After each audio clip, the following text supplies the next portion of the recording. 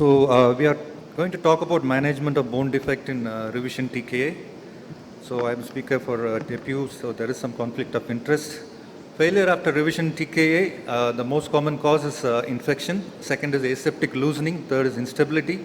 So aseptic loosening and instability is under control of the surgeon. You need to put in some effort to get a good fixation. So bone defect in revision, the options include bone grafting or using wedges and augments. But when there is a massive bone defect, getting a good osseointegration is important.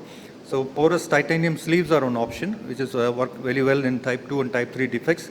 So coming to the zonal concept, you want a fixation in the metaphysis and preserve the diaphysis for future revision. So we are looking at metaphyseal fixation. For that, sleeves is a good option. So the technique is simple. We ream, broach and fix it. So this is the tibial side reconstruction. We use a conical reamer. So once you open up the joint, remove all the prosthesis, debride and expose bleeding bone, we assess the bone loss. If there is bicondylar bone loss extending up to the metaphysis, we opt for a sleeve. Anything less than 10 millimeters, we reconstruct with a augment or a wedge. And this is the broach for a metaphyseal sleeve. You try to get your press fit, and once you get your press fit, you try to lift the whole leg. You should be able to lift it up and rotate. Both axial and rotational stability has to be there, and that is a good fixation for your sleeve. Once you are decided your sleeve size, always use a stem. Open up the canal, use a stem so that it will guide you in the alignment of the sleeve. It has to be in line with your tibial shaft. Avoid varus valgus placement. And once you are happy with your sleeve sizing, you can use a trial sleeve. And once you fix it, you are finished with your tibial sleeve fixation and bone defect reconstruction. Always get bleeding bone and good porous coat contact with the host bone. Next, you open up the femoral medullary canal and always size your canal, and your trial stem has to be 1 mm or 2 mm less than the medullary canal, which will allow you fixation in the metaphysis. Again, there is a conical reamer with which we ream the metaphysis. This is a type 2B defect, both condyle bone loss. And there is a mark in the reamer. You can see there are 2 marks which will correspond to the joint line. So this is where your femur component is going to stand out. So you try to reconstruct your joint line by reaming appropriately. And if it is too tight, the canal size is too small, one option is to use a cemented sleeve, which is really small, and it will help you to restore the joint line.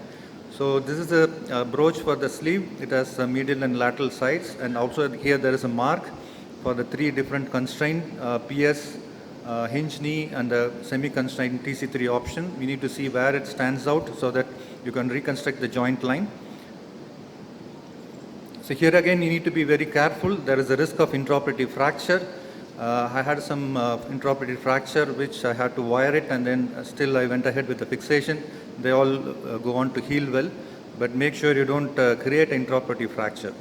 If at all it happens, you can put a wire, circulage wire. And this is a sleeve we are going to introduce. Once you introduce the sleeve, you get your press fit there, and you check your joint line. You can use the meniscus or the inferior pole of patella or the upper end of fibula to check your joint line. So once you, this combines with this rotating platform design, which reduces the stress on the fixation. And the fixation usually is hybrid. We put some cement on the top and leave the poro coat uncemented so that it's osteointegrated. Sometimes the bone loss is severe. I have gone to use uncemented fixation without cement. Or when patient with very small anatomy, I have used cemented sleeve. So this, sometimes you can use stemless fixation if the bone stock is good, or if there is femoral bowing, I used stemless fixation.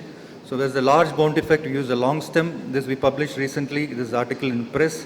175 knees, average follow-up of 5 years, minimum 2 years to maximum 15 years.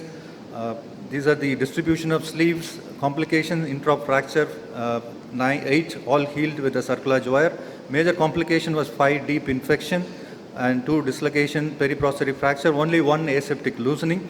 The survivorship of all-cause failure is 94%, but for aseptic loosening is 98.4% at end of 10 years and 15 years. This is a 10 years follow-up of a fixation of a metaphyseal sleeve. Post-traumatic defect also reconstructed with a sleeve. major type 3 defect where there is a complete loss of collateral hinge with the sleeve. This is a case where there was aseptic loosening, had to revise to a larger sleeve. And always the newer system has fully poro-coated surface which will allow you to have a better fixation. And with that I conclude saying that zone 2 fixation is reliably achieved with the metaphyseal sleeve. Thank you very much for the opportunity.